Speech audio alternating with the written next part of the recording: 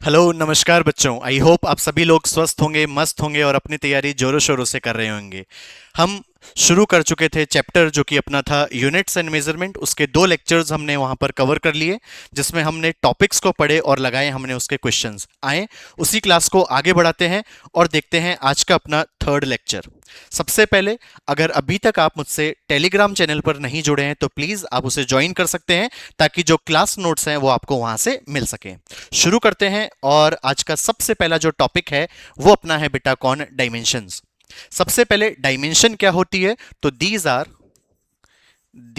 Are powers powers to which to which a fundamental physical quantity fundamental physical quantity are raised to represent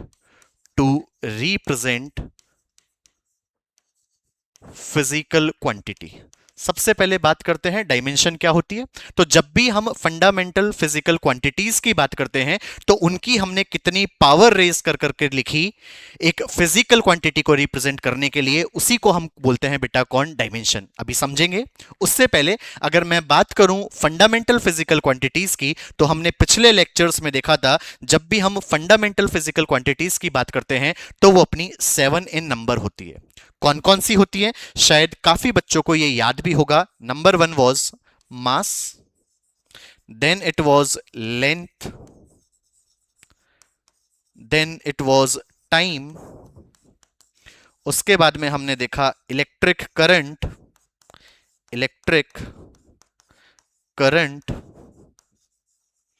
फिर हमने देखा temperature.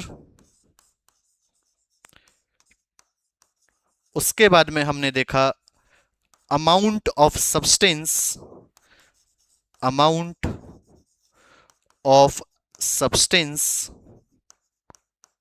और जो 7th हमने देखी थी वो अपनी थी ल्यूमिनस इंटेंसिटी। ये 7 फंडामेंटल फिजिकल क्वांटिटीज होती है जिनको हम अब तक देख चुके थे। अगर मैं इनके डायमेंशन की बात करूं तो बेटा जब भी हम बात करेंगे डायमेंशन की, तो जो मास है उसको हम रिप्रेजेंट करेंगे किससे, कैपिटल एम से। ऐसे ही लेंथ की बात करूं तो आप लिखेंगे कैपिटल एल से। टाइम की बात करें तो हम उसे लिखेंगे कैपिटल टी से। अगर हम इलेक्ट्रिक करंट की बात करें तो इसको आप लिखोगे या तो आई से, या करंट की जो यूनिट है वो आपकी होती है एम्पियर, तो आप इसको ए से भी लिख सकते हैं।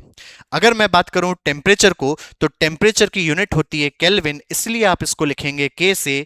अमाउंट ऑफ सब्सटेंस यूनिट होती है आपकी मोल, एमओएलई, रिप्रेजेंट आप करेंगे एमओएल से। और ल्यूमिनस इंटेंसिटी की जो यूनिट है वो आपकी होती है बेटा कैंडेला, जिसको आप रिप्रेजेंट करेंगे सीडी से। अब कुछ एग्जाम्पल से इसको हम थोड़ी और क्लैरिटी से समझते हैं।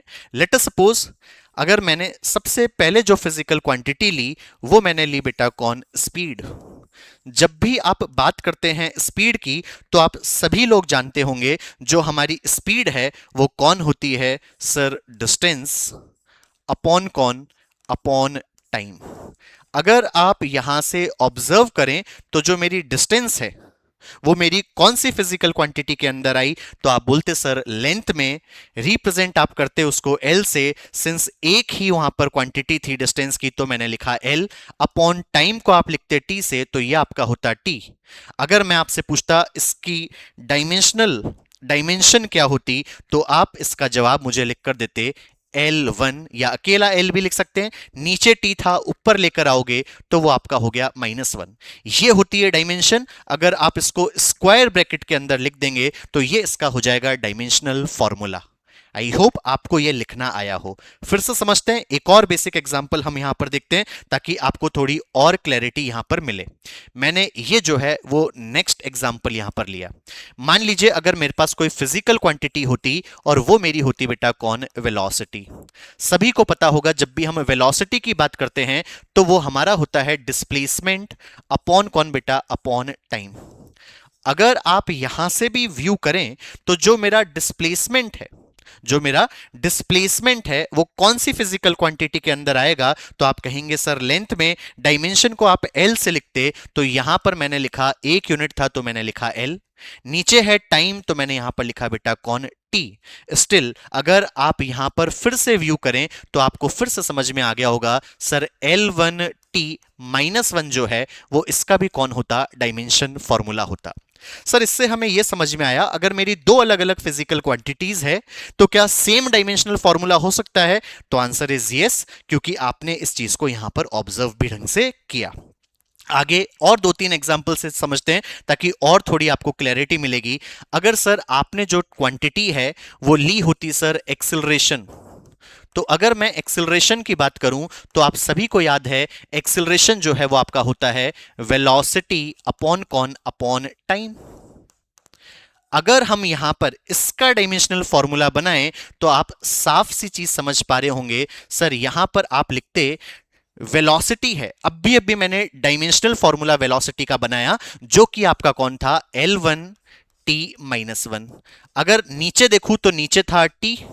अगर आप इसको सॉल्व करते तो आप खुद समझ गए होंगे कि सर इधर जो अपना जवाब मिलता वो कौन मिलता, ये मैंने यहां पर लिखा सर L1, सर ये T ऊपर जाएगा तो -1, -1 आपकी कौन हो गई बेटा, -2। तो जो डायमेंशनल फॉर्मूला एक्सिलरेशन के लिए बना वो आपका कौन बना, L1T-2। इन एग्जाम्पल से आपको कहीं ना कहीं क्लैरिटी मिली होगी डेफिनेशन की जो कि लिख रही थी दीज आर पावर्स। जैसे आप यहां पर देख रहे हैं एल डायमेंशन, ये कौन है, फंडामेंटल फिजिकल क्वांटिटी है जिसकी पावर्स जो है वो यहां पर कौन है, रेज्ड है।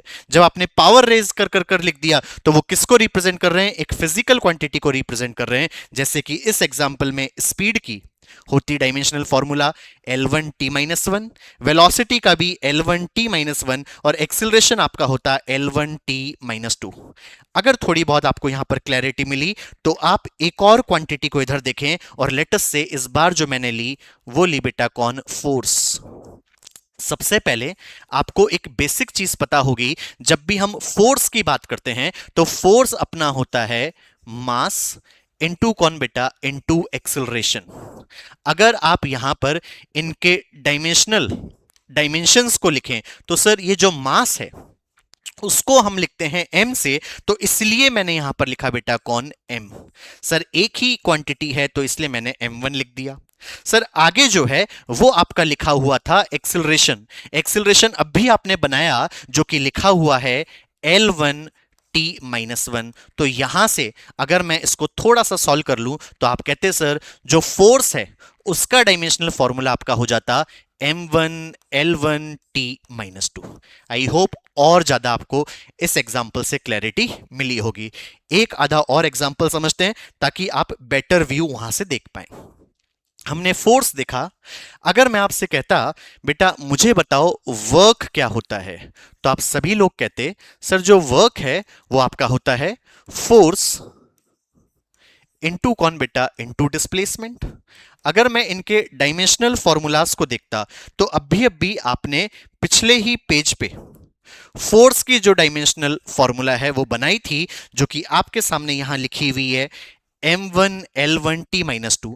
तो फोर्स की वैल्यू तो मैंने सीधी उठाकर यहां पर लिख दी जो कि आपकी बनी M1L1T-2। सर अगर हम डिस्प्लेसमेंट की बात करें तो ये तो मेरी फिजिकल क्वांटिटी लेंथ में आ रही होती है, तो यहां से अगर आप सॉल्व करो तो L1 ये रहा मल्टीप्लाई में है, बेस सेम होते हैं तो पावर्स जो है वो आपकी जुड़ जा रही होती है। तो अगर मैं वर्क के लिए देखूं तो ये मेरा बनता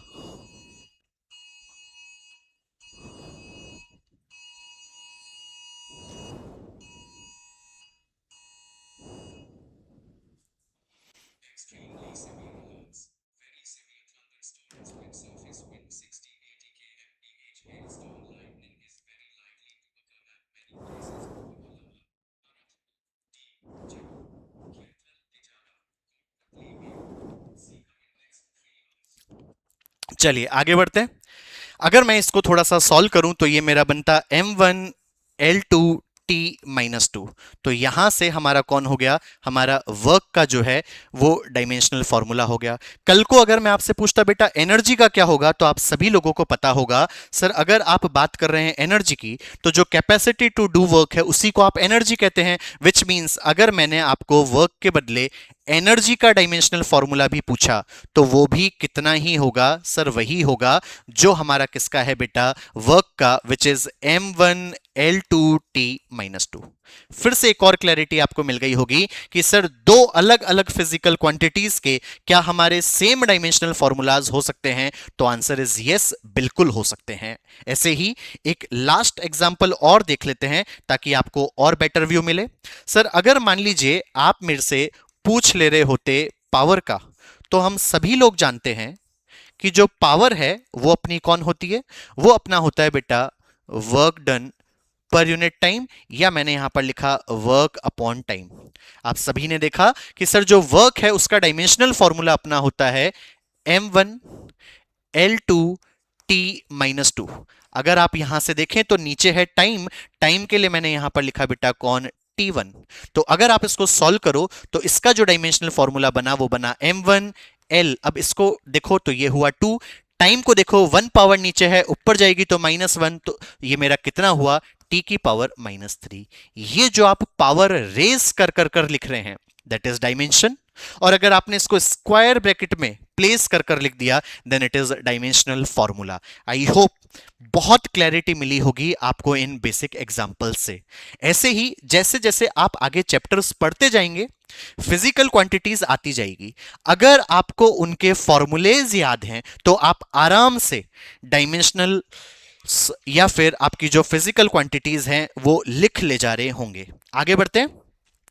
अगर हमसे पूछ लिया जाए कि सर और भी अगर हम फिजिकल क्वांटिटीज की बात करें, तो करीबन बच्चों 100 ऐसी फिजिकल क्वांटिटीज मैं यहां पर लेकर आया हूं। जैसे जैसे आप आगे फिजिक्स पढ़ते जाओगे आपको क्लैरिटी मिलती जाएगी कि सर उनकी यूनिट्स क्या हैं। अभी के लिए आप प्रॉमिस करें ये फिजिकल क्वांटिटीज आप समझेंगे और कहीं ना कहीं आप याद भी रखने की कोशिश करेंगे। शुरू करते हैं। अगर मैं यहां पर देखूं तो सबसे पहली जो मैं यहां पर लेकर आया डायमेंशनल फॉर्मूले, उसके लिए मैंने यहां पर लिखा है डिस्टेंस को, मैंने लिखा डिस्प्लेसमेंट को, मैंने लिखा रेडियस ऑफ जाइरेशन को। बच्चों रेडियस ऑफ जाइरेशन से मतलब है, जाइरेशन का मतलब होता है जब आप एक सर्कुलर पाथ में चले तो उसका जो रेडियस है वो, या मैं बात करूं लाइट ईयर की, पार्सेक की, एस्ट्रोनॉमिकल यूनिट की, कल ही विच मींस पिछले ही लेक्चर में हमने देखा था जो ये लास्ट की तीन चीजें हैं, लाइट ईयर, पार्सेक और कौन बेटा, एयू, तीनों ही हमारी यूनिट होती है बेटा किसकी, डिस्टेंस की। तो आप खुद समझ गए होंगे कि सर ये जो सारी चीजें हैं उनकी वही डायमेंशनल फॉर्मूला होगा जो कि किसका है बेटा, डिस्टेंस का। विच मींस अगर आप इन तीनों की बात करें तो इन तीनों का जो डायमेंशनल फॉर्मूला है वो आपका कौन रहेगा, L1। क्यों, क्योंकि ये सारे ही मेरे कौन है बेटा, लेंथ है।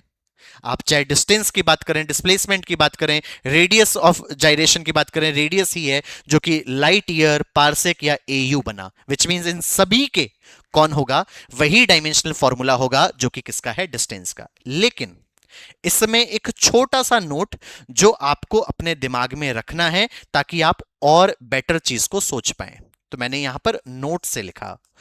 अगर मैं आपसे पूछ लेता कि नहीं मुझे तो एंगुलर डिस्प्लेसमेंट के बारे में बताओ, तो सबसे पहले ये एंगुलर डिस्प्लेसमेंट क्या होता है पिछली क्लास में थोड़ा सा व्यू मैंने आपको दिया भी था। सर आपने कहा था कि अगर आप कोई एक सर्कल जो है वो ले रहे हैं, ये मैंने जो है वो एक सर्कल लिया बेटा, ये आपके पास में कोई है एक सर्कल। अगर मैं यहां पर एक रेडियस जो है इसकी रेडियस को देखूं, या यूं मान लीजिए एक फिक्स्ड लाइन जो है वो मैंने यहां पर जो है वो ड्रॉ करा, ये पॉइंट है आपका कोई ए, ये कौन होती, इसकी रेडियस होती आर। अगर एक फिक्स्ड लाइन से एक रिवॉल्विंग लाइन आप मूव करवाते तो वो एक ए से लेट सपोज कहीं बी पर चल गया, तो ये जो एंगुलर डिस्प्लेसमेंट इसने किया उसी को आप कौन बोलते हैं, ये जो डिस्प्लेसमेंट इस एंगल ने किया उसी को आप बोलते हैं angular displacement. Which means sir फिर ये तो कहीं ना कहीं हमारा एंगल ही होता थीटा। मैं कहता बेटा बिल्कुल सही है, आपने पिछली ही क्लास में पढ़ा था कि ये जो थीटा है एंगल है जिसको आप एंगुलर डिस्प्लेसमेंट भी बोल रहे हैं, वो तो आपका कौन होता है, आर्क लेंथ। अपॉन कौन बेटा, अपॉन रेडियस। तो सर अगर हमसे एंगल कहे या बेटा एंगुलर डिस्प्लेसमेंट का डायमेंशनल फॉर्मूला पूछ ले तो आप क्या जवाब दे रहे होंगे? आप कहेंगे सर ऊपर है आर्क लेंथ, तो आर्क लेंथ तो फिजिकल क्वांटिटी किसकी रखेगी? लेंथ की। तो मैंने यहां पर लिखा L1। ऐसे ही रेडियस भी फिजिकल क्वांटिटी किसकी रखेगी? लेंथ की। ये भी कौन हुआ? L1। अगर आप इसको सॉल्व करो तो शायद आप समझ गए होंगे सर ये तो कैंसिल आउट होता, तो इसकी कोई भी डायमेंशनल फॉर्मूला नहीं बनती, इसलिए मैंने यहां पर लिख दिया M0 L0 T0।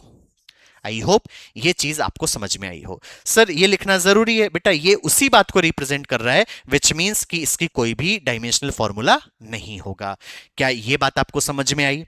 अगर मैं बढ़ूं आगे तो जो सेकंड फेज जो मैं लेकर आया हूं वो है बेटा किसके बारे में? वो है अपना स्पीड के बारे में।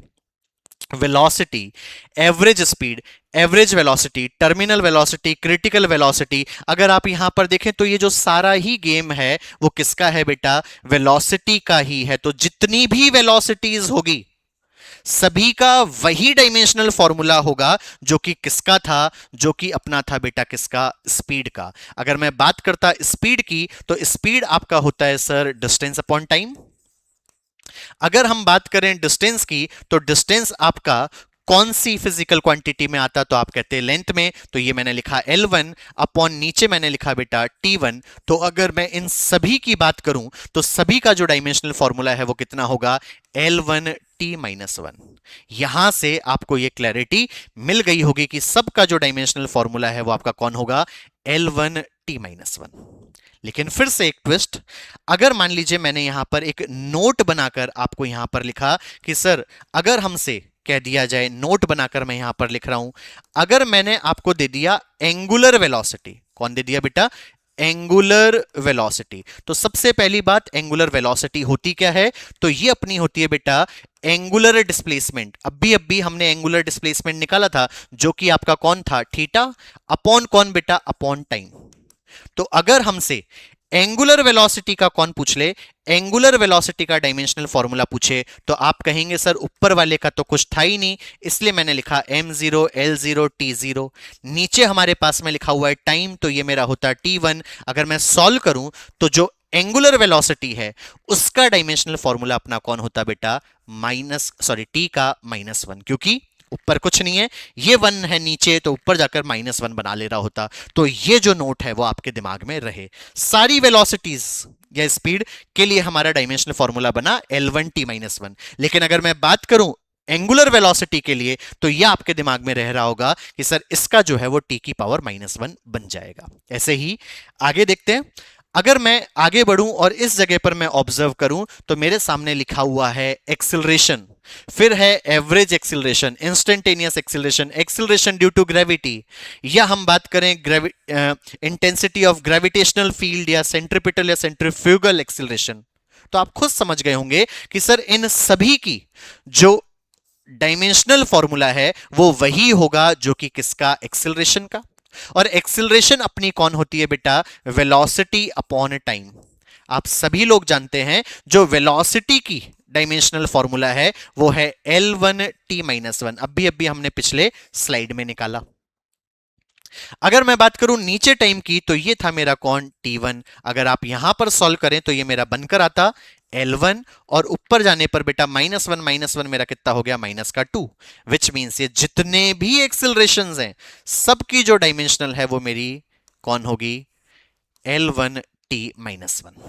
अगेन आधे बच्चे तो क्लिक कर गए होंगे। तो सर फिर अगर आप नोट की बात करें तो यहां पर अगर आप देखते तो आपका टर्म जो निकल कर आती वो निकलती बेटा कौन? Angular acceleration.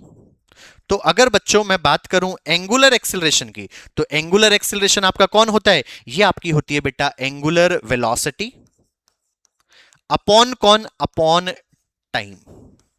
तो यहां से पिछली ही स्लाइड में आप सभी लोगों ने निकाली थी बेटा किसकी डायमेंशनल फॉर्मूला? वेलोसिटी का, जो कि आपका था कौन? T⁻⁻1। तो अगर मैं इधर की तरफ सॉल्व करूं तो ऊपर मेरा कौन होता? टी की पावर -1, नीचे एक और मेरा टी आता विच मींस +1 वाली आती, काट मत देना, आधी बार तो इसमें दुनिया गलती कर देती है। ये 1 है, ऊपर जाकर -1 होती, तो इसका जो डायमेंशनल फॉर्मूला है वो आपका कौन बनता, टी की पावर -2। ये जो मैं यहां पर लिख रहा हूं, यही मैच द कॉलम के रूप में काफी बार कॉम्पिटिशन्स में या आपके स्कूल के एग्जाम्स में भी पूछ लिए गए हैं। तो इस पर आप थोड़ा फोकस होकर देखें। आई होप ये चीज आपको समझ में आ रही हो। काफी टर्म्स मैंने यहां पर लिखी है, आपको लग रहा होगा कि सर सेंट्रिपिटल या सेंट्रीफ्यूगल जो एक्सेलरेशन है होता क्या है। बेटा जैसे जैसे आप आगे बढ़ोगे तो ये टर्म्स सारी आप 11th में या 12th क्लास के चैप्टर्स में फिजिक्स में पढ़ोगे, तो वहां से आपको और क्लैरिटी मिलेगी। अभी के लिए आप ये चीज देखते चलें। ऐसे ही मैं आगे बढ़ूं तो अगली जो टर्म्स मेरी निकली उसमें पहली जो टर्म है बच्चों, वो अपनी है बेटा कौन, मोमेंटम या कौन, इंपल्स। जब भी हम बात करते हैं बेटा किसकी, मोमेंटम की, तो जो मोमेंटम है वो कितना होता है। आधे बच्चों को तो ये चीज पता होगी, सर जो मोमेंटम है जिसको आप पी से लिखते थे वो होता है मास इनटू कौन बेटा, इनटू वेलोसिटी, इनटू वेलोसिटी। तो अगर मैं यहां पर देखूं तो जो मास है उसका डायमेंशनल फॉर्मूला कौन होता, तो आप लिखते सर m की पावर 1 इनटू वेलोसिटी, सर अभी अभी हमने निकाली, ये आपकी होती L1 t -1। क्या इतनी बात आपको समझ में आई। अगर आप इसको थोड़ा सा सॉल्व करें तो सॉल्व करने पर आपको दिख गया होगा सर मोमेंटम की अगर डायमेंशनल फॉर्मूला पूछ ले तो ये हो गया m1 L1 t -1। I hope आपको ये चीजें बनानी आई हो। अब बच्चों जब आप चेंज इन मोमेंटम की बात करते हैं, किसकी बात करते हैं, चेंज इन मोमेंटम की बात करते हैं, तो सर है तो मोमेंटम ही। तो अगर मैं चेंज इन मोमेंटम की बात करूं, मोमेंटम की बात करूं, तो इसी को आप बोलते हो इंपल्स। जिससे आपको यह समझ में आना चाहिए कि अगर मेरे पास में इंपल्स हो या मेरे पास में कौन हो बेटा, मोमेंटम, दोनों की ही जो मेरी यूनिट बनेगी वो बनेगी बेटा कौन, सॉरी डायमेंशनल फॉर्मूला जो बनेगा वो क्या बनेगा बेटा, सेम ही बनेगा जो आप यहां पर देख पा रहे हैं। आगे बढ़ते हैं और अगली जो टर्म यहां पर जो मैंने लिखी है वो आपके सामने लिखी हुई है कौन बेटा, वो लिखा हुआ है आपने पावर। अगर आप बात करो बच्चों किसकी, पावर की, तो सर पावर तो अभी अभी वैसे आपने बनाई भी थी। सर जो पावर है वो आपका होता है वर्क अपॉन कौन बेटा, वर्क अपॉन टाइम। सर अगर और बेसिक से जाएं तो जो वर्क है वो आपका होता है सर फोर्स इनटू कौन बेटा, डिस्प्लेसमेंट, जिसको मैंने लिखा एक्स से, नीचे मैंने लिखा बेटा कौन, टाइम। सर और बेसिक से जाओ तो जो फोर्स है वो आपका होता था बेटा mass into acceleration into displacement upon लिखा बेटा कौन, मैंने टाइम। तो जैसे जैसे आप बेसिक से इसको एक्सपेंड करते चले जाओगे आपको जो जवाब है वो मिल जाएगा, कभी भी ये प्रॉब्लमेटिक नहीं होगा। अब देखो टुकड़ों में आप लिख सकते हो, सर मास जो है वो आप लिखते m1।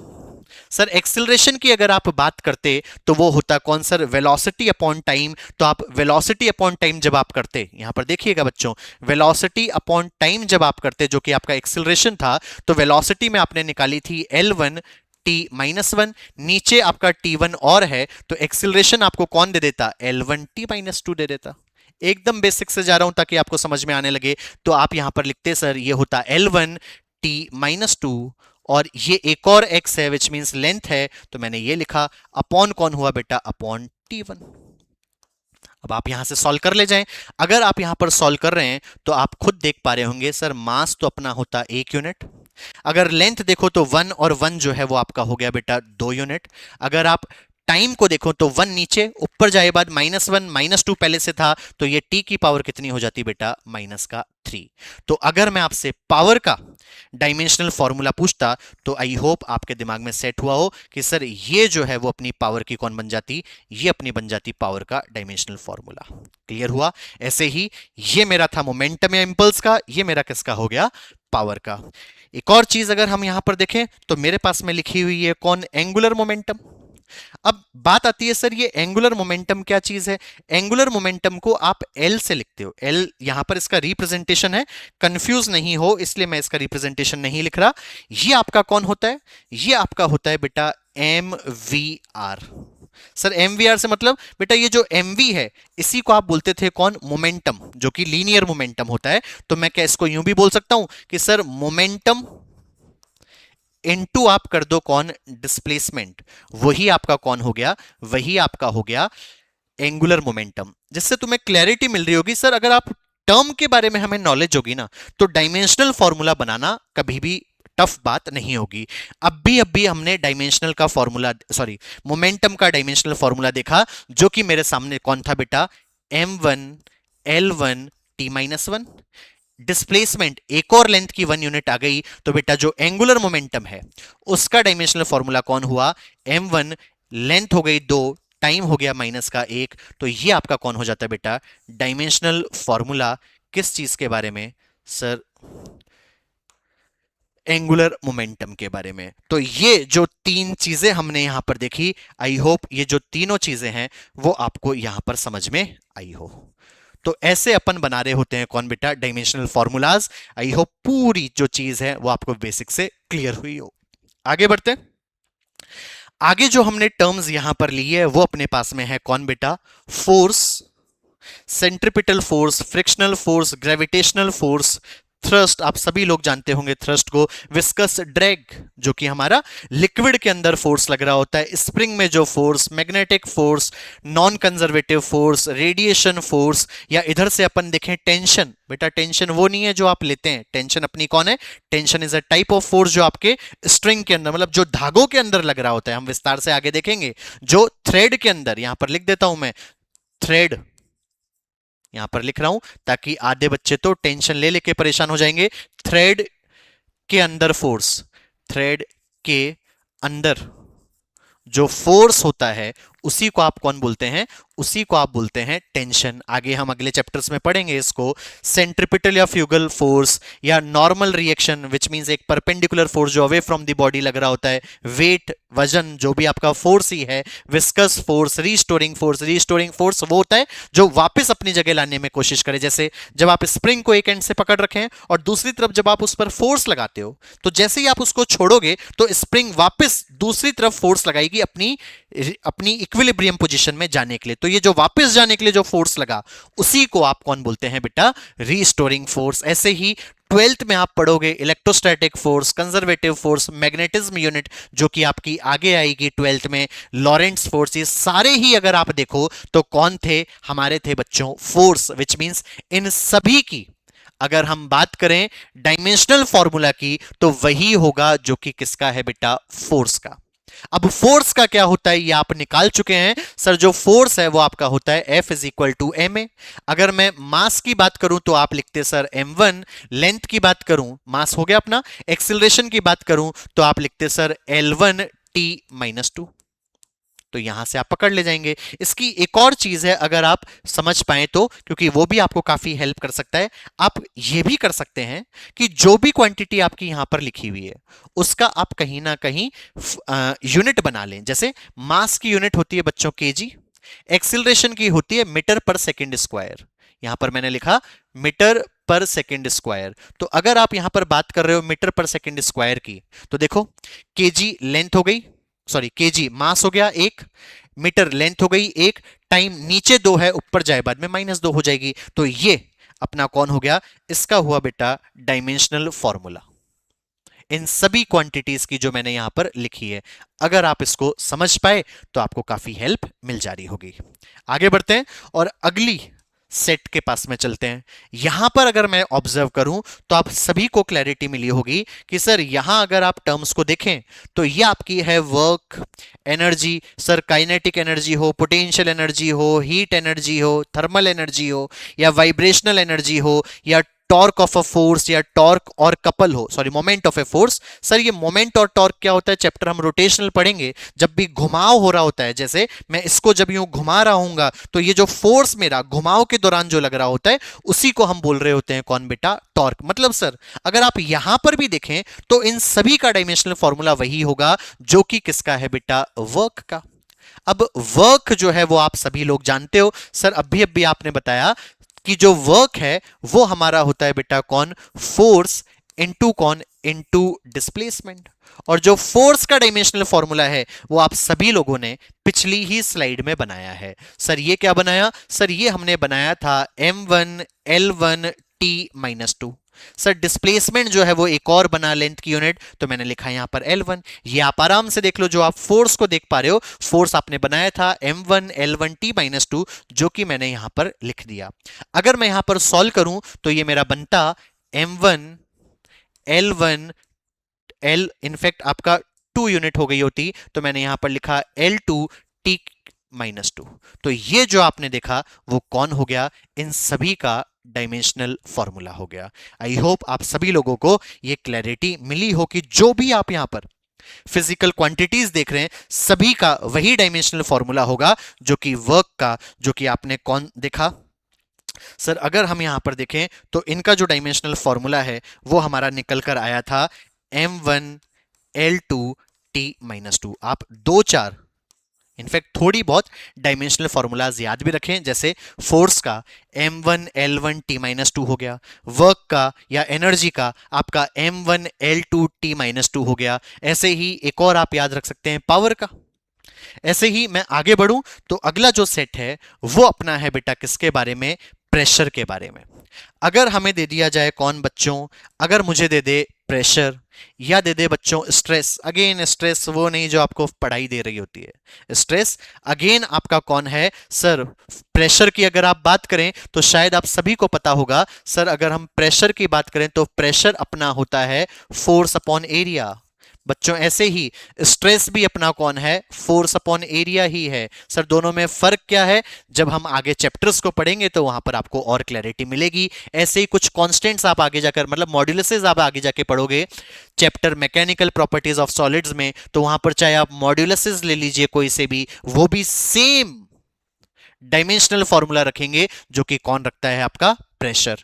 अगर मैं यहां पर थोड़ा बहुत सॉल्व करने की कोशिश करूं तो आप समझ पा रहे होंगे सर, फोर्स जो है वो आपने अभी अभी याद करवाया हमें, m1 L1 T-2 होता था आपका।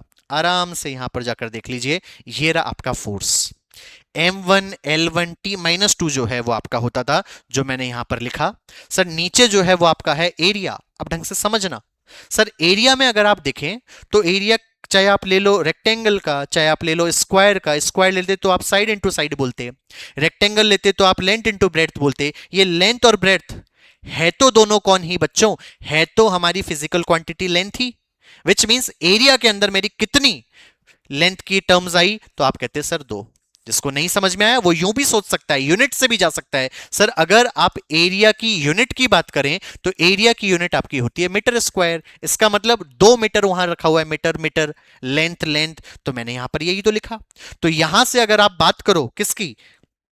डायमेंशनल फॉर्मूला की इसके, तो वो आपका कौन बनता? सर m1 बना। ढंग से समझना सर, यहां पर है L2, ऊपर जाएगा तो ये आपका कौन हुआ? एक वन पहले से था, ऊपर जाएगा तो ये आपका हो गया -2, तो ये आपका कौन हुआ? L-1। और T आपका कौन बना बच्चों? -2। आई होप आपको क्लैरिटी मिली हो कि ये जो सारी टर्म्स हैं उन सभी की जो डायमेंशनल फॉर्मूला होगी वो आपके सामने ये बनी। कैसे बनी आपको क्लैरिटी मिल चुकी होगी। फिर से बता रहा हूं सर, प्रेशर अपना होता है फोर्स अपॉन एरिया।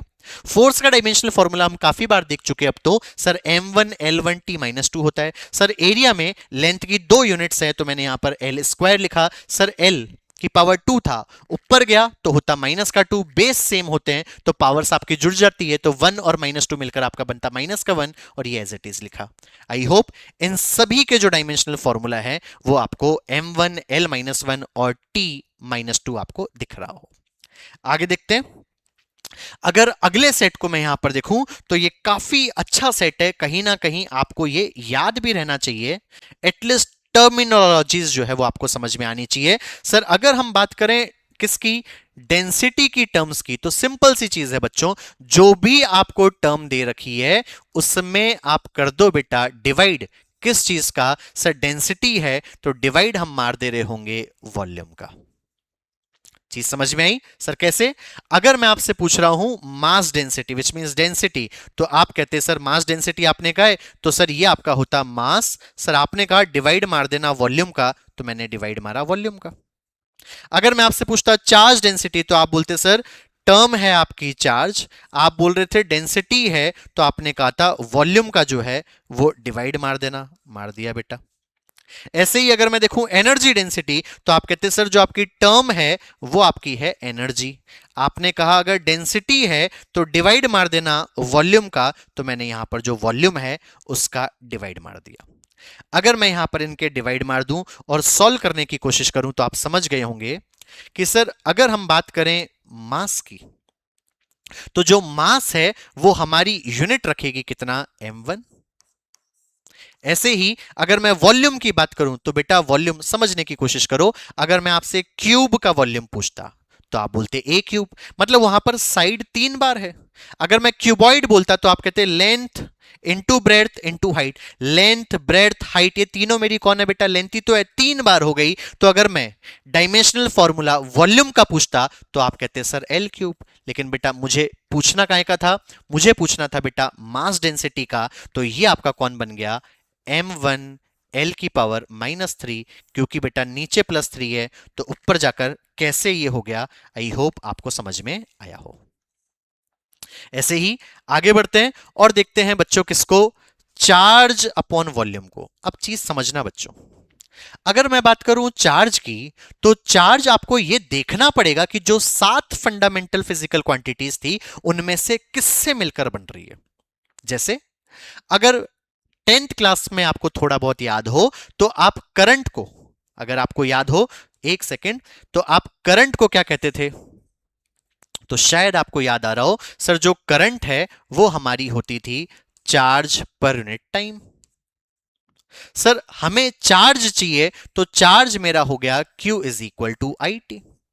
और आप खुद ऑब्जर्व करो बेटा, अगर मैं यहां पर बात करूं तो जो करंट है वो भी मेरी फंडामेंटल फिजिकल क्वांटिटी, और जो मेरा टाइम है वो भी मेरी कौन, फंडामेंटल फिजिकल क्वांटिटी। इन दोनों को तो आप आराम से लिख सकते हैं। तो अगर मैं लिखता तो चार्ज का, अगर मैं पूछता, जो कि मैंने अभी तक पूछा नहीं, कि बताओ चार्ज का डायमेंशनल फॉर्मूला क्या होता, तो आप कहते सर करंट या तो आप आई से लिख दो, मैं अभी बेटा ए से लिख रहा हूं तो मैंने लिखा A1, टाइम को मैंने लिखा बेटा किससे, T1। तो ये चार्ज का मेरा कौन होता बेटा, ये मेरे चार्ज का डायमेंशनल फॉर्मूला हो जाता।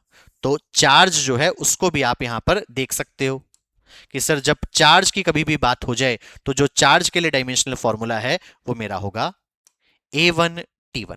अब चीज समझे, सर हमें जो निकालना था वो निकालना था किसका, चार्ज डेंसिटी का। तो चार्ज का आप बनाकर लाए और आपने लिखा A1 T1, ये लिखा।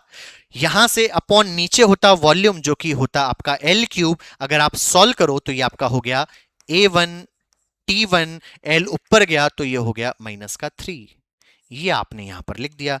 आई होप आप सभी को क्लैरिटी मिली हो कि सर कैसे तो हम चार्ज का बनाएंगे और कैसे हम यहां पर डेंसिटी का बना ले जाएंगे, चार्ज डेंसिटी।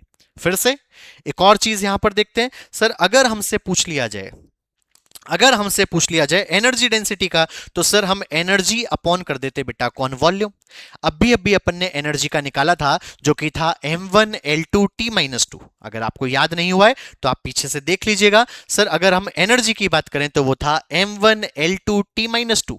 तो मैं आगे गया और यहां पर जाकर जो है वो मैंने एनर्जी के लिए लिखा, तो ये मेरा होता m1l2t-2 अपॉन नीचे की तरफ अगर आप देखो तो सर ये आपका लिखा हुआ है वॉल्यूम, वॉल्यूम का होता है सर L क्यूब। तो सर अगर आप इसको सॉल्व करें तो ये आपको कौन मिल जा रहा होगा, सर ये हमें मिला m1, सर L ढंग से देखिएगा भाई, नीचे 3 है, ऊपर जाएगा -3 होगा। यहां पर मैं लिख रहा हूं ताकि आपको समझ जाए, सर ऊपर जो है वो 2 था, नीचे 3 है तो ऊपर जाए बाद -3 होता। अगर आप इसको सॉल्व करते तो L की पावर -1 बचता।